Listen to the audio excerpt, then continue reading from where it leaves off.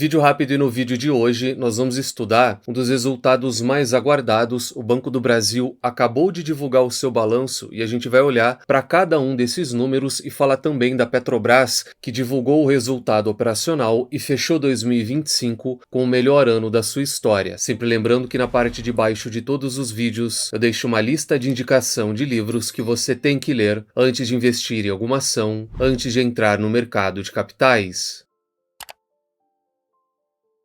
Então vamos lá direto ao ponto, falar do resultado do Banco do Brasil. Além dos números, o banco também anunciou mais de 1,2 bilhões em forma de JCP. A gente vai olhar para todos esses números e ver o que tem de positivo, o que tem de negativo, qual a perspectiva daqui para frente no caso do banco. Então ele entregou em 2025 um resultado muito em linha depois que o banco fez duas revisões no guidance. Então a carteira de crédito ela cresceu 3%, ficou dentro do intervalo programado. A carteira de crédito sustentável, ela cresceu 7%, também ficou dentro, e todo o restante ele está muito próximo, porque vale lembrar, o Banco do Brasil ele suspendeu o guidance de crescimento, revisou duas vezes, então o realizado ele está muito em linha, mas foi rebaixado duas vezes durante o último ano. Olhando para a carteira expandida, aqui a gente tem o primeiro sinal que o banco mostra de que ele fez um trabalho do lado de dentro, focando na qualidade dessa carteira muito mais do que na concessão de crédito. Aqui no comentário rápido, é um comportamento muito normal que o Bradesco e o Santander, por exemplo, passaram naquele período onde eles precisavam reequilibrar toda a operação. Não dá para conceder crédito só para crescer a carteira sem olhar para o lado da qualidade, cuidar da inadimplência e de toda a provisão. Então, na comparação anual, a carteira ficou praticamente de lado, um valor de 1,2 trilhão. Do lado positivo, esse foi mais um trimestre de crescimento sequencial na margem financeira, daí tanto margem com clientes e com o mercado, eles cresceram a ponto da margem total, ela tem um resultado melhor daquele que foi lá em 2024. Então, antes de todo esse problema acontecer, o Banco do Brasil ele já começou a recuperar nesse ponto de margens. Um outro ponto também positivo é a questão regulatória. Daí não só o Banco do Brasil, mas principalmente todo o banco estatal negociado em bolsa, eles adiaram muito a implementação dessas normas. Daí quando veio aquela nova normativa, o índice de Basileia, capital principal, tudo ficou pressionado nos bancos e ele trouxe mais uma vez uma melhora no índice de Basileia, voltou a ficar acima de 15% e o índice de capital principal também melhorou nesse balanço. Daí a gente chega no ponto principal do resultado, que é a questão da qualidade do crédito, a inadimplência acima de 30 e 90 dias, que sempre é a mais complicada para qualquer instituição financeira retomar o pagamento desse crédito por mais um trimestre seguido. A inadimplência piorou, o saldo da PCLD, que é o PDD que eles chamam, ele também foi maior. Os dois níveis de inadimplência, eles subiram muito. Por conta disso, o índice de cobertura, ele caiu por mais um trimestre seguido, enquanto as provisões, elas ainda seguem muito altas. Então dá para perceber que o resultado, ele até agora é misto. O lucro veio positivo, margem com cliente e com mercado também melhorou, parte regulatória subiu acima de 15%, só que qualidade da carteira, por conta do setor rural e a provisão de crédito que vai impactar lá na frente, o resultado final, eles seguem muito altos. Mas aí no comentário não dá para esperar uma melhoria em todas as linhas. Vale lembrar que lá atrás, o Bradesco principalmente, ele a cada trimestre, ele trazia um ponto de melhoria. Por hora, ele melhorava a margem, depois ele melhorava o ROI, que é o retorno sobre o patrimônio líquido. No próximo balanço, ele começou a melhorar o lucro, então é um processo muito lento, principalmente por se tratar do setor bancário. Daí a gente começa a perceber alguns pontos de melhoria. A gente falou de todos esses. Tem também que a despesa por estágio ela já caiu agora no quarto trimestre. Vale lembrar que todo banco ele tem que provisionar agora estágio 1, 2 e 3. É muito importante o investidor ele começar a se familiarizar com essa despesa esperada, porque isso está dentro da nova normativa. E aí um outro ponto, esse daqui muito importante para o mercado, que é o guidance e a expectativa do banco para onde ele quer caminhar agora em 2026. Então a carteira de crédito, o crescimento ele ainda deve ser pequeno. Isso daqui eu defendo porque faz todo sentido segurar a concessão de crédito, trabalhar na qualidade desse crédito distribuído. Então, o banco que já cresceu quase 15% vai crescer esse ano no máximo 4,5%. Aqui o setor agro, o banco espera até uma queda de 2%. A margem financeira bruta espera uma alta aqui na faixa superior de até 8%. O custo de crédito ainda muito de lado. Aqui no comentário rápido, 58 bilhões na faixa superior, ele vai representar algo muito próximo daquilo que o banco provisionou em 2025. Então, o próprio Banco do Brasil, ele está trazendo que 2026 o banco pode lucrar mais, como ele entregou agora, a rentabilidade pode começar a melhorar, só que o cenário macro, aquilo que está do lado de fora, ele vai ser desafiador, principalmente por conta do setor rural. Então, a inadimplência e a questão do PDD, eles podem melhorar, só que é uma melhora muito gradual ao longo do ano. E aí a questão do lucro, o Banco do Brasil espera um resultado de 22 até 26 bilhões, e aqui é o lado positivo, que mostra para muita gente que foi pessimista que o banco ele tem capacidade de se recuperar. Imagina que o Banco do Brasil viveu esse ano um dos piores anos recentes, o banco lucrou 20 bilhões de reais e ele já espera, lá na faixa superior, lucrar 26 bilhões agora em 2026. Na minha opinião, é algo muito otimista. Só se acontecer algo muito positivo, ele vai entregar acima disso, mas ainda assim, lá naquela faixa inferior, 22 bilhões já mostra recuperação do lucro, mostrou também o motivo de toda essa alta. Muita gente não entendeu e até o seu youtuber favorito, ele vendeu as ações, se desfez, porque não fazia mais sentido, o banco estava com problema e ia pagar pouco dividendo. Só que o que o pessoal não compreende é que tudo isso dentro do setor bancário costuma ser passageiro, e por que não seria para um banco que tem mais de 200 anos e é a primeira ação que foi negociada na nossa bolsa. Daí, no resumo de tudo isso, o Banco do Brasil ele lucrou 5,7 bilhões, ficou acima do primeiro consenso, estava na casa de 4,1 bi, depois o mercado começou a rever e tinha expectativa de lucros de até 6 bilhões, então isso daqui representa uma queda muito forte na ótica anual, o lucro caiu 40%, mas também representa, para quem olha lá para frente, uma melhora no resultado de quase 52% na comparação trimestral. Então depende muito do que o investidor ele vai se apegar. Na realidade, o investidor de valor ele sempre tem que projetar resultado, nunca olhar aquilo que o banco ou que o mercado eles estão entregando hoje, e a tendência, talvez no pior cenário do banco, é que ele lucre 5, 6 bilhões por trimestre, o Banco do Brasil vai entregar de 22 a 25 bilhões. É um cenário positivo quando a gente lembra tudo aquilo de negativo que teve durante 2025, e o banco também anunciou um novo pagamento de dividendos, um valor por ação de quase 22 centavos, e aí no comentário rápido, todo o provento agora, que nesse caso é em forma de JCP, não incide mais 15% de IR, o valor é de 17,5, então já descontado, o valor líquido é de 18 centavos por ação, e o dividendo para o sócio, com base nessa cotação atual, é de 0,7%. Aí o provento ele ainda segue baixo, só que vale lembrar também que o banco ele não tem apenas esse pagamento, ele paga ao longo do ano cerca de 8 dividendos diferentes, então se projetar esse 0,7 em 8 pagamentos, isso vai estar muito em linha com aquele dividendo de mais ou menos 6% que a gente projetou. Então é o resultado que, de maneira geral, ele tem o seu lado negativo, só que o banco ele começa a mostrar, mesmo que a passos muito pequenos, os primeiros sinais de melhora.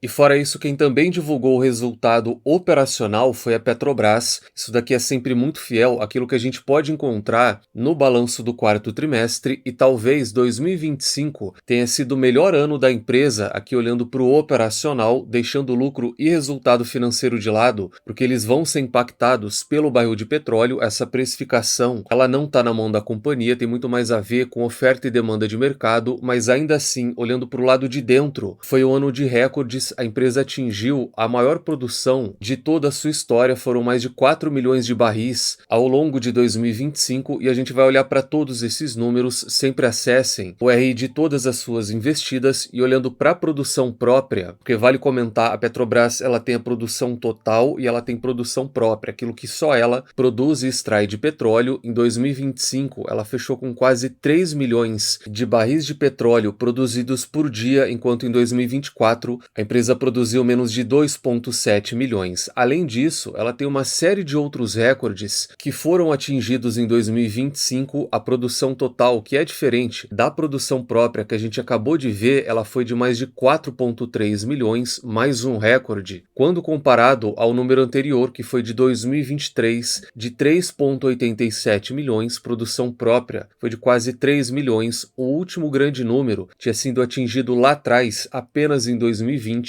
A produção total, agora falando do pré-sal, ela foi de 3,7 milhões, então olha que ele representa grande parte de toda a produção da Petrobras, e a produção própria lá do pré-sal, ela foi de 2,45 milhões. O pré-sal, ele foi o grande responsável. A maioria dos campos, eles atingiram a maturidade durante o ano de 2025, alguns deles inclusive atingindo essa máxima operação antes do previsto. O Campo de Búzios, por exemplo, ele sozinho representou mais de 1 milhão de barris por dia, e 2025, pelo menos operacionalmente, foi o melhor resultado da história da Petrobras. Daí, olhando para os dados operacionais, eles sempre vão ser divididos no primeiro ponto, que é a produção. Aqui, a produção de óleo e gás natural, ela cresceu 11% no acumulado de 2025, olhando no quarto trimestre e comparando com o quarto tri de 2024, cresceu mais ainda, quase 19%, e a produção total, ela saltou 19% na comparação anual, e o ano fiscal fechado de 2025, ele foi 13% superior a 2024. O segundo pilar, ele sempre vai ser de vendas. Quanto daquilo que a empresa conseguiu produzir, ela conseguiu também vender, escoar no mercado. O crescimento total, diesel, gasolina e outros, saltou 1,6%, o total no mercado interno saltou 1,5%, e o grande destaque, ele fica pelo mercado externo, com uma alta de 21% na comparação anual, e o total geral, mercado interno e externo, a venda da Petrobras saltou 7%. Então, até agora, a produção cresceu, bateu um novo recorde, e as vendas da empresa também cresceram 7%. Desse lado da exportação, a Petrobras, ela tem, dentre os principais parceiros comerciais, a China, que cresceu muito, saiu de 30% em 2024 para mais de 52% agora em 2025. Um segundo que ganhou destaque foi a Índia, praticamente dobrou a compra de petróleo da Petrobras, e do lado negativo fica mais uma vez os Estados Unidos, que saíram de 9% em 2024 para 3% agora em 2025. No comentário rápido, lá atrás, nos anos 2000, o principal comprador, e representava mais ou menos 50% também, era os Estados Unidos. Ele era o principal parceiro comercial da Petrobras nos anos 2000, e aí o papel se inverteu. Hoje, Petrobras depende muito da China para a exportação de petróleo, enquanto os Estados Unidos vem perdendo participação. Talvez o único ponto que não evoluiu tanto no resultado foi a parte de refino e transporte. O volume total de vendas, ele ficou praticamente estável, uma alta de 0,7%, enquanto o volume de produção, ele caiu 6,4%. Então, no ano todo, o volume de produção nessa área, ele teve uma queda de apenas 2,9%, o que pode ser entendido também como estabilidade no último ano. Daí eu botei na tela os três principais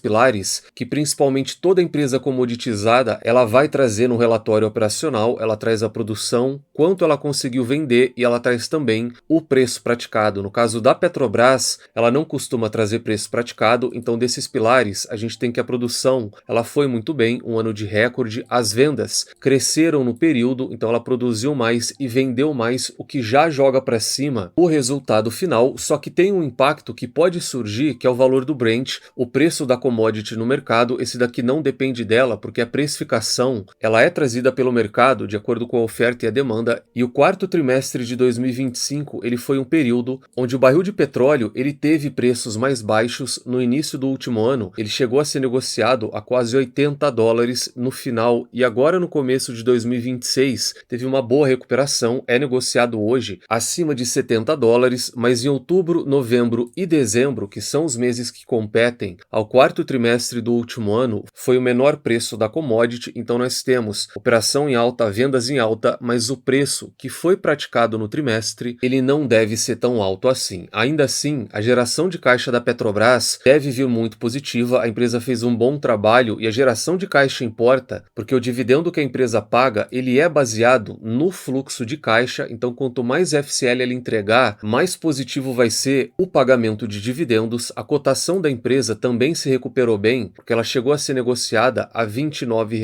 por ação. De lá para cá, já saltou bastante e hoje é negociada próximo a R$ 40, e todo esse movimento ele vai seguir não só esse bom trabalho que ela fez, mas também a cotação do barril de petróleo. A commodity caiu, a cotação da empresa nessa linha azul também seguiu o movimento, a commodity subiu um pouco, a cotação da Petrobras voltou a acompanhar, depois o barril de petróleo ele caiu muito, até a casa de $60 o barril, e a ação da Petrobras chegou a ser negociada a R$ 29 por ação. Depois o petróleo subiu muito nos últimos meses e a cotação da empresa disparou quase 30% no acumulado dos últimos 2 meses. Coberta por 14 casas ou 14 analistas, a Petrobras ela tem 9 recomendações de compra, 5 recomendações de manutenção e não tem nenhuma recomendação de venda para a empresa. Então esse foi o vídeo de hoje. Deixa no comentário se gostaram ou não, se são sócios do Banco do Brasil ou da Petrobras. Se ainda não faz parte da nossa comunidade, considere fazer parte dela. E se você está pensando em migrar de corretora, eu utilizo o BTG, a carteira do canal também está no BTG. Na descrição desse vídeo e no primeiro comentário fixado tem um link para você preencher um formulário e só através dele dá para negociar diversos benefícios. Nunca se esqueçam das 3 chaves do sucesso. Encontre excelentes empresas a preços atrativos com uma excelente gestão e nunca mais as vendam. Tranque as 7 chaves. O Valor Investing foi e ainda é a melhor maneira do investidor pequeno individual multiplicar o seu capital na Bolsa de Valores. Nos vemos no próximo vídeo e até lá.